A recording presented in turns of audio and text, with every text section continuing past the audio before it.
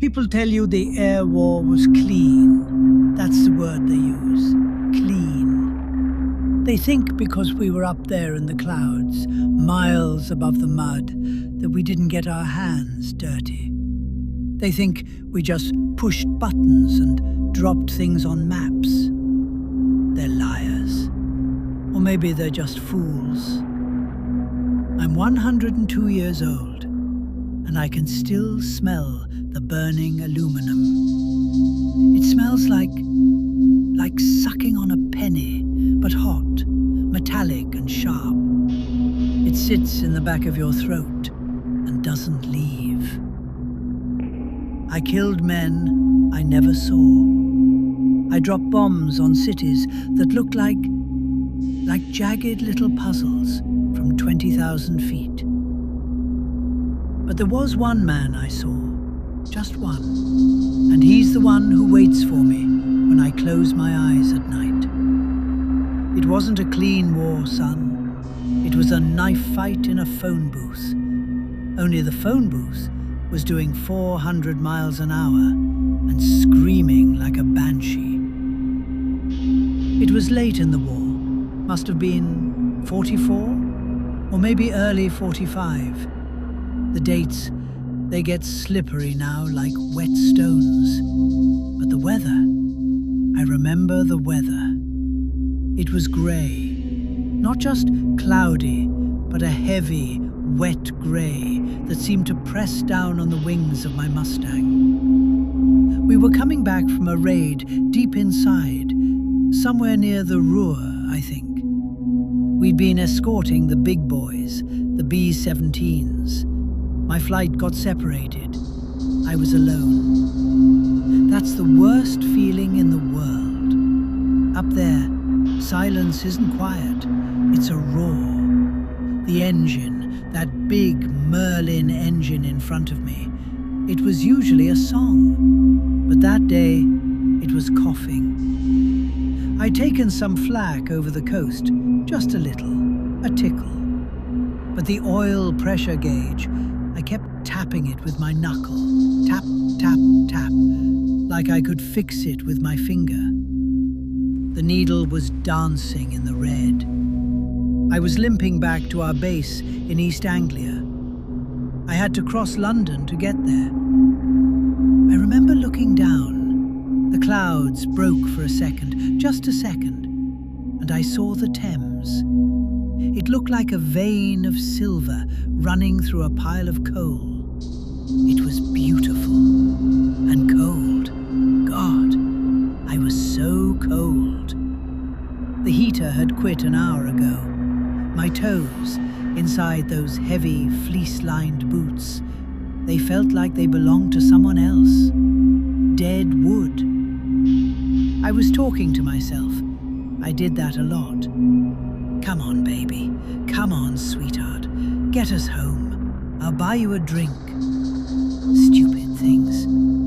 I was focused on that needle, that damn twitching needle. I wasn't looking at my 6. I wasn't checking the sun. You get complacent. You think because you see the white cliffs, you're safe. You think the war stops at the water's edge. The first thing I felt wasn't pain. It was a sledgehammer. Wham! The whole plane lurched sideways. It felt like a giant hand had just slapped the tail. Then the sound caught up. A tearing sound. Rip, rip, rip, rip. Like someone tearing a heavy canvas sheet right next to your ear. Tracers. I didn't see where they came from. They just zipped past my canopy, glowing green. Green meant Jerry. I yanked the stick hard left. Instinct, sheer panic. My head slammed against the glass. The Mustang groaned. She didn't want to turn. She was heavy, sluggish. I fought her. I was screaming. I don't know what I was screaming. Probably calling for my mother. Another burst hit the wing. I saw holes punch through the metal, ragged, ugly holes appearing out of nowhere. Smoke started pouring into the cockpit, acrid, choking. I checked the mirror. Nothing. Where was eyes? Then the shadow fell over me. He having coming in too fast. He dived on me, crippled me, but he hadn't accounted for how slow I was flying. He overshot. I saw him slide into view on my right side. Close, impossible close. He was flying a Focke-Wulf, I think, or a Messerschmitt? No, radial engine, stubby wings, Focke-Wulf 190. He was so close, I could see the rivets on his fuselage. I could see the soot stains from his exhaust. I could see the little black cross painted on the side. And time just stopped. You know how they say your life flashes before your eyes? That's garbage. It's not your life. It's just the your now. Every tale gets magnified. I stopped fighting the stick. I stopped smelling the smoke. The German pilot, he was trying to brake. He pulled his nose up, trying to scrub speed, trying to drop back behind me to finish the job. But he was sliding past my canopy. He turned his head. He looked right at me. We were maybe 30 feet apart, traveling at 300 miles an hour. But in that second, we were motherless. Just two men suspended in a grey void. I saw his Calvin, dark dancing, tight against his skull. I saw his goggles. They were pushed up on his forehead. Why were they up? I doing yaw. Maybe the fogged. Maybe he just wanted to see the world with his own eyes before your dies of with your six. He weighs of my motion. He weighs a propaganda poster with fangs. He weighs a kid. He looking younger than me and a world to 22. He had these very pale eyes and a smudge of oil on his cheek right near his nose. I stared at that smudge. Why was I staring at that smudge? My plane is burning. I'm falling out of the sky over London, and I'm looking at a grease spot on a German boy's face. He didn't look angry. He didn't look hateful. He looked surprised. His mouth opened a little, just a slight parting of the lips, like he wanted to say something. Like he realized he'd made a mistake coming this close.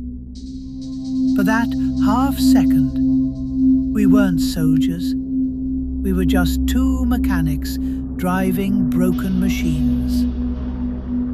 I saw him wrestle with his stick. I saw his gloved hand knuckling white. He looked at me, and I looked at him, and there was this terrible, silent understanding. I got you, his eyes said. Yeah, I thought. You got me. And then he peeled away. He banked hard right, his wingtip missing my prop by inches.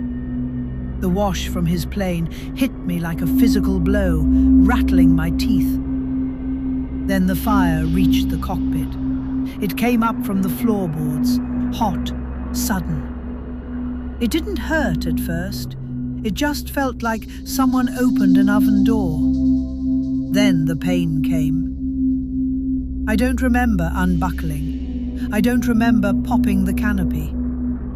They say you train for it, but I think the body just wants to live. I remember the wind. The roar was deafening. It snatched the breath out of my lungs. I was tumbling. The sky was spinning. Grey, green, grey, green. I pulled the D-ring. The jolt nearly snapped my spine. And then silence. Absolute, holy silence. I was hanging there, swaying. Below me, my Mustang was a ball of fire spiraling down. It crashed into a field somewhere near the outskirts. Romley? Or maybe further out. It didn't matter. It was just a black smear on the green English grass. I looked up. I searched the grey soup for him, for the boy with the oil smudge. I heard his engine fading, a distant, angry hornet buzzing away towards the channel. He didn't come back to shoot me in the chute. Some did. He didn't. I landed in a garden. I crashed right through a trellis of roses? I think they were roses. Thorns tore my flight suit. An old woman came out of the house. She was holding a tea towel. She didn't scream. She didn't run. She just looked at me. This tangled mess of nylon and leather and blood in her prize roses. She said, "Would you like a cup of tea, love?" I couldn't speak. I was shaking. Not from the cold, not anymore. I was shaking because I was alive. And I was shaking because I had seen him. They patched me up. Burned leg, broken collarbone, the usual. I flew again. You had to. If you stopped, the fear would calcify. It would turn you into stone. So I went back up. I flew 20 more missions. I shot down 2 planes after that. But I never saw their faces. I made sure I didn't. I stayed far away. I just watched the pieces fall.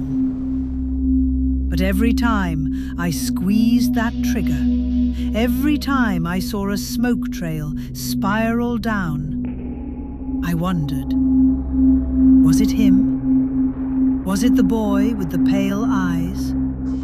Did he make it back to France that day? Did he have a girl waiting for him in Berlin? Did he survive the war? Is he an old man now, sitting in a chair like this, telling his grandson about the American he shot down over London? Or did I kill him 3 weeks later?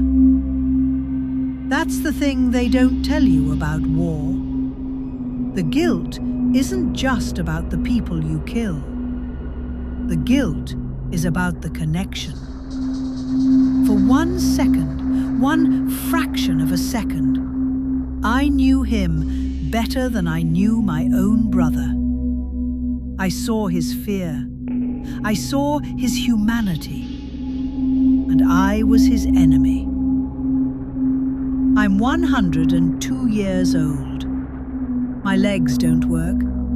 My eyes are cloudy. I can't remember what I had for breakfast this morning. But I can still see that smudge of oil on his cheek. I can still see him looking at me. And sometimes, in the dark, I catch myself whispering to him. "You missed," I say. But then I think, no, he didn't miss. He took something from me that day. He took the idea that we were the good guys and they were the monsters. He made it human. And that is the wound that never heals. Would you hand me that water? My throat gets dry when about the fire. Just sit with me for a minute. The quiet is nice, but don't let me fall asleep yet. I don't want to see him just yet.